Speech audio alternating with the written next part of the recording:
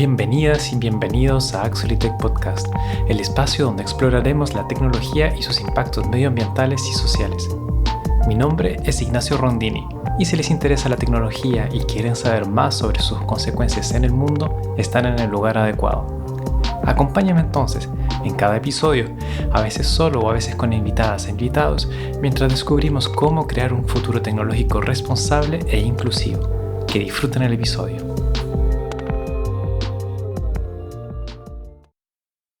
La nube.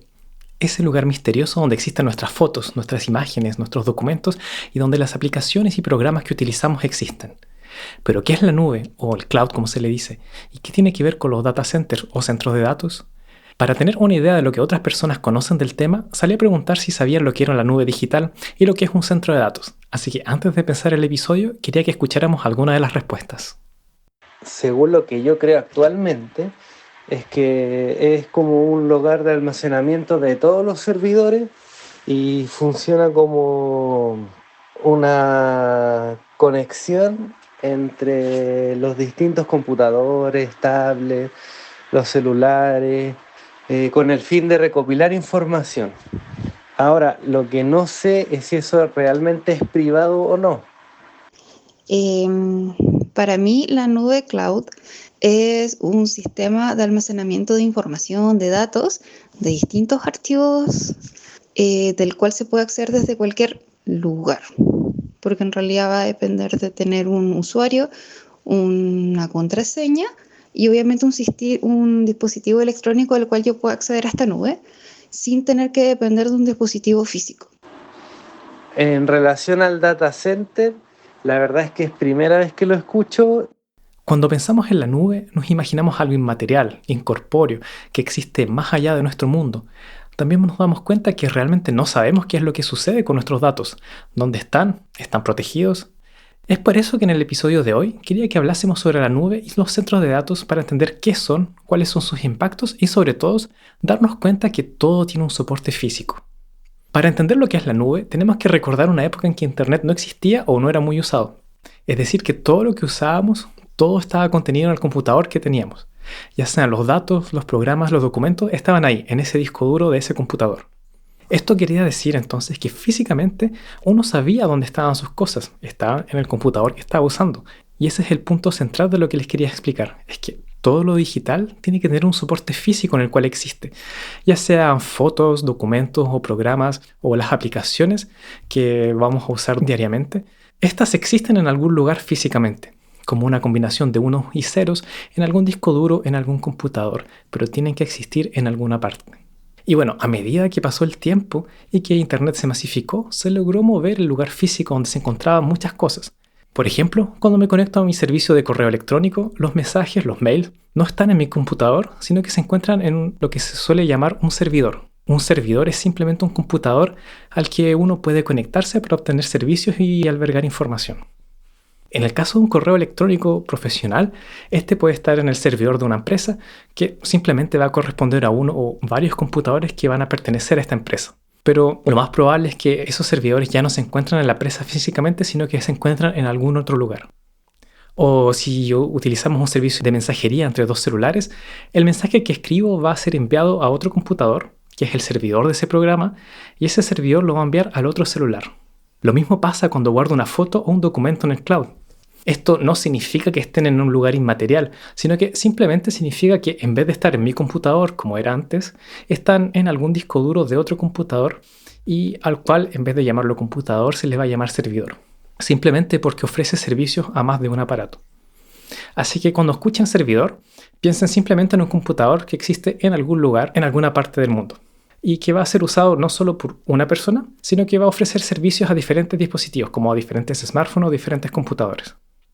Y como el mundo digital ha crecido enormemente, no basta con unos pocos servidores, sino que es necesario tener muchísimos, los cuales cuando se agrupan y se instalan en algún lugar específico, se les conoce como centros de datos o data center. Es decir, los centros de datos son el hogar de la nube. Cuando uno piensa en la inmaterialidad de los servicios digitales, esto no es cierto, ya que existen físicamente en algún lugar. La única diferencia es que ya no los vemos. Todas nuestras fotos o documentos que guardamos en algún servicio cloud significa que en vez de estar en mi computador, en mi disco duro, van a estar en algún servidor, en algún centro de datos. Ahora, los servidores que existen en estos centros de datos no son como nuestros computadores, en el sentido de que nuestro computador lo usamos una cierta cantidad de horas al día y luego lo apagamos. Pero los servidores tienen que estar funcionando durante todo el día sin parar. Esto principalmente para poder ofrecer esa disponibilidad a todos los servicios digitales que usamos. Es decir, que si yo puedo conectarme a las 3 de la mañana a un sitio web, es porque hay un servidor que está prendido a las 3 de la mañana para poder mostrarme esa página. Y si nos imaginamos un computador que está funcionando todos los días, durante todo el día, ¿qué es lo que se imaginan? ¿Qué imagen se les viene a la mente? A mí, cuando me imagino un computador que está funcionando durante mucho tiempo, pienso primero que todo en el consumo de energía, porque va a estar consumiendo electricidad constantemente. Pienso que se va a sobrecalentar, y eso lo vemos cuando hemos usado un computador durante o mucho tiempo, o cuando usamos un software que pide muchos recursos, como un juego o un editor de videos. Y también pienso en un ventilador que va a estar funcionando y que va a hacer ruido para tratar de enfriar el computador. Pero partamos por lo primero. Digamos que queremos construir un data center. Para ello, primero que todo, hay que encontrar un lugar en el cual instalarlo y luego hay que construir todos los equipos, ya sean servidores, cables, acceso a la electricidad. Todo esto va a tener un impacto medioambiental que hay que tener en cuenta, que es la creación del centro de datos. Una vez que ya el centro de datos está funcionando, todos estos computadores van a tener que estar haciendo operaciones, trabajando para poder construir esta nube, por lo que se va a generar mucho, pero mucho calor. Y si ya nuestro computador se calienta cuando trabajamos mucho tiempo con él, imagínense miles de computadores trabajando día y noche sin parar. La cantidad de calor que se genera es enorme. Y el problema es que para que funcionen correctamente, estos servidores tienen que estar entre una temperatura de 21 y 25 grados. Ya que si sube la temperatura, van a estar funcionando menos eficientemente y van a tener un riesgo mucho mayor de tener alguna falla. Este es el gran problema con los centros de datos, ya que consumen energía, es decir, electricidad, y generan calor, el cual debe ser evacuado para mantener la temperatura adecuada de los servidores. Y es aquí que la cosa se complica, ya que si bien nuestro computador en la casa puede sobrevivir gracias a un ventilador que va a tomar el aire que está en el exterior y lo va a introducir adentro del computador para enfriarlo, eso no va a ser suficiente cuando se habla de un data center. Aparte del consumo eléctrico para que los servidores funcionen, lo que genera más impactos medioambientales es el sistema de enfriamiento que se ha usado. Una de las principales maneras de bajar la temperatura, y que aún es usado en data centers de tamaños medianos, es el uso de aire acondicionado, en el cual el aire caliente es extraído de la pieza donde están los servidores, va a ser enfriado y luego se reinyecta al interior de la sala, lo que va a permitir el enfriamiento de los servidores. Pero este sistema es problemático porque utiliza muchísima energía. De hecho, puede llegar hasta representar el 40% del consumo de electricidad de un centro de datos. Y esta energía o electricidad tiene que ser generada de alguna forma. Como ya lo hemos visto en otros episodios, la electricidad disponible va a ser generada de diferentes formas, dependiendo de la matriz energética de una localidad o un país. Entonces, según donde nos encontremos, la electricidad va a ser más o menos limpia. Sin embargo, la generación de electricidad no es únicamente de energías renovables, sino que principalmente de energías fósiles, por lo que la utilización de electricidad va necesariamente a significar una emisión de dióxido de carbono que va a estar asociada a ese consumo. Para intentar compensar de alguna forma esto, en el caso de los grandes centros de datos, se ha propuesto instalar paneles solares o generar energía eólica para así que una parte de la electricidad sea generada de forma renovable. Pero de todas formas, nunca es suficiente para compensar todo el consumo energético. Además, el consumo de electricidad es relativamente caro, por lo que se han desarrollado diferentes tipos de sistemas de enfriamiento que no requieren el uso intensivo de electricidad. La mayoría de estos sistemas utiliza agua, y ese es uno de los impactos más importantes de un centro de datos, el consumo de agua. Existen diferentes sistemas que utilizan el agua para enfriar los centros de datos, pero la mayoría trata de enfriar el aire gracias a la capacidad que el agua tiene de absorber una gran cantidad de calor. Y dentro de las alternativas, que es más problemática, es el sistema de enfriamiento por evaporación, que va a consistir en inyectar agua al aire caliente, la cual va a evaporarse y va a terminar siendo evacuada con el calor que ha absorbido. Para entender mejor la importancia de este impacto, tenemos que darnos cuenta que el agua que usamos día a día no sale de la llave mágicamente, sino que viene principalmente de ríos y napas subterráneas. Y la disponibilidad de esta agua va a depender de muchos factores. Por ejemplo, la mayoría del agua que se utiliza en los hogares va a ser reinyectada al sistema local de agua una vez que ésta ha sido reciclada. En este sentido, ese consumo de agua no representa una pérdida para la cuenca local. Por el contrario, la evaporación sí presenta un problema mayor, ya que a corto plazo el agua que es evaporada ya no está disponible para seguir siendo utilizada. Actividades que crean evaporación son, por ejemplo, el riego, el uso de agua para llenar lagos artificiales o piscinas, y en nuestro caso, para el enfriamiento de centros de datos. Vamos a ilustrar mejor este problema imaginando que existe un canal cuyo caudal es de 1000 litros cada 24 horas.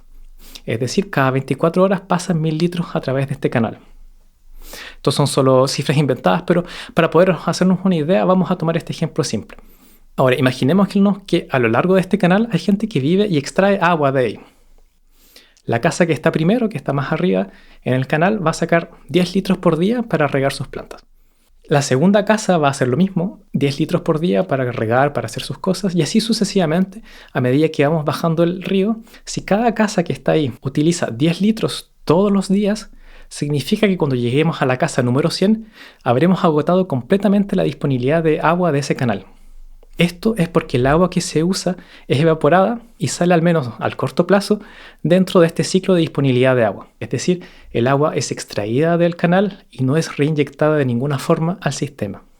Y bueno, imaginémonos esto, pero a nivel de una ciudad, en el que el agua viene de alguna cuenca. En el caso de Santiago, por ejemplo, el agua viene principalmente de la cuenca del río Maipo.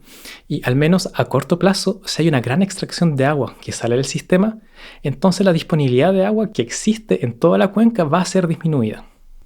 Esto es lo que ha ocurrido en varios centros de datos que han sido instalados en la cuenca del río Maipo, en Santiago, que es un lugar que ya está en estrés hídrico. Estos centros, dependiendo del sistema de enfriamiento, pueden usar entre cientos de miles de litros hasta millones de litros anualmente. Algunos de los sistemas que generan más controversia pueden alcanzar incluso hasta los miles de millones de litros anualmente. Como referencia, una persona promedio usa aproximadamente 40.000 litros de agua anualmente. Y estos centros de datos en la cuenca del río Maipo han creado problemas de abastecimiento de agua para gente que vive en esas localidades. De hecho, si les interesa, los invito a sintonizar el podcast en 2 semanas más, en el cual tendremos un invitado para hablar especialmente de los impactos socioambientales que han habido a causa de las implantaciones de centros de datos en Santiago. Y no solo es un tema de cantidad, también de calidad. En nuestro ejemplo de las 100 casas en el canal, si en vez de gastar los 10 litros de agua se logra reinyectar, por ejemplo, 2 litros de agua por cada casa, esto significaría que a la larga más gente va a tener acceso al agua, pero probablemente esta reinyección va a significar que el agua sea de menor calidad, lo que implica una disminución continua de la calidad de agua. De hecho, esto sucede en algunos centros de datos, en el cual parte del agua consumida es efectivamente reinyectada al sistema local y no se pierde, pero puede ser de menor calidad, ya que puede estar contaminada o tener una temperatura mayor, lo que puede ocasionar otros problemas. Y es por esto que es necesario tener una visión global de los impactos medioambientales, ya que para disminuir el coste, pero también el impacto medioambiental del uso de la energía, se desarrollaron técnicas que en vez de utilizar electricidad, como el aire acondicionado, consumen una gran cantidad de agua, por lo que hubo una transferencia entre diferentes ejes de impactos medioambientales. Se bajó el uso de electricidad y por lo tanto se bajó la emisión de dióxido de carbono equivalente, pero en vez de eso se generó una utilización enorme de agua. Es por esto que cada vez que hablemos de impactos medioambientales, en mi opinión, siempre hay que tener una visión global para no permitir transferencias de diferentes ejes de impactos. Como el consumo de agua ha sido problemático, hay otros tipos de enfriamiento que se han estado estudiando. Por ejemplo, lo que se habla mucho actualmente es introducir los servidores en algún líquido que va a permitir el enfriamiento de estos sin tener que usar agua y luego usar una menor cantidad de energía. Sin embargo, una de las formas más simples que se está optando es lo que conoce como enfriamiento gratis o free cooling, y que consiste simplemente en aprovechar el aire frío o eventualmente el agua fría que está libremente disponible en ciertos lugares del mundo. Esto es el caso de los países nórdicos, en el cual el aire exterior ya se encuentra con una temperatura lo suficientemente baja como para permitir que éste sea inyectado a las salas de los servidores y que pueda enfriarlos sin tener que hacer un procesamiento especial para bajar la temperatura del aire. Es decir, si al exterior hay 0 grados, podemos entonces utilizar esa temperatura para enfriar el aire que va a estar adentro de los servidores, y como está disponible libremente, a este método se le llama entonces enfriamiento libre. Finalmente, existen 2 otros tipos de impactos que no se suelen abordar a menudo. El primero es la contaminación acústica que es generada en ciertos tipos de centros de datos, en los cuales la ventilación provoca mucho ruido y un ruido constante, lo que impacta el cotidiano de la gente que vive alrededor. El segundo punto es la gestión de desechos. Los centros de datos son, como lo dijimos, un conjunto de computadores llamados servidores. Esto quiere decir que en algún momento dejan de funcionar y generan desechos electrónicos que, si no son tratados adecuadamente, van a contaminar el medio ambiente. Para resumir entonces, esta nube mágica que alberga todos nuestros servicios, todos nuestros datos, que pensamos que existen en algún lugar fuera de este mundo, no es nada más que un conjunto de muchísimos centros de datos que permiten albergar físicamente todo. Y los impactos medioambientales de estos centros de datos se concentran en el consumo de recursos naturales, el consumo eléctrico, en el consumo de agua, que es muy problemático en localidades de estrés hídrico, en la contaminación acústica y en la contaminación debido a los desechos electrónicos. Hemos pasado entonces de un mundo donde todos nuestros datos, todos nuestros programas estaban físicamente en los computadores o aparatos que poseíamos, a un mundo en el cual están deslocalizados en diferentes centros de datos, lo que en general no sabemos dónde están.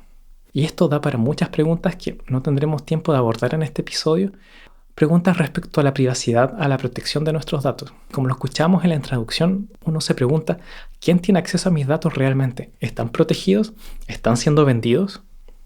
A pesar de los impactos medioambientales, la idea no es eliminar estos centros de datos, pero sí ser consciente de sus impactos y visibilizar que la tecnología digital es una industria que contamina.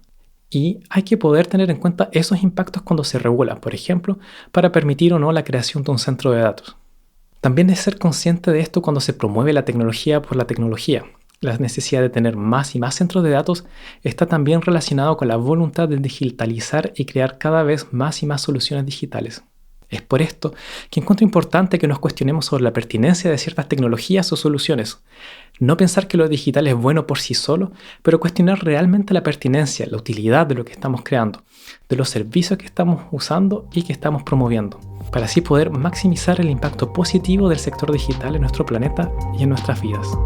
Si quieren seguir descubriendo sobre cómo la tecnología afecta y puede mejorar nuestro mundo, no dejen de suscribirse a la emisión, dejar un comentario o compartir el episodio.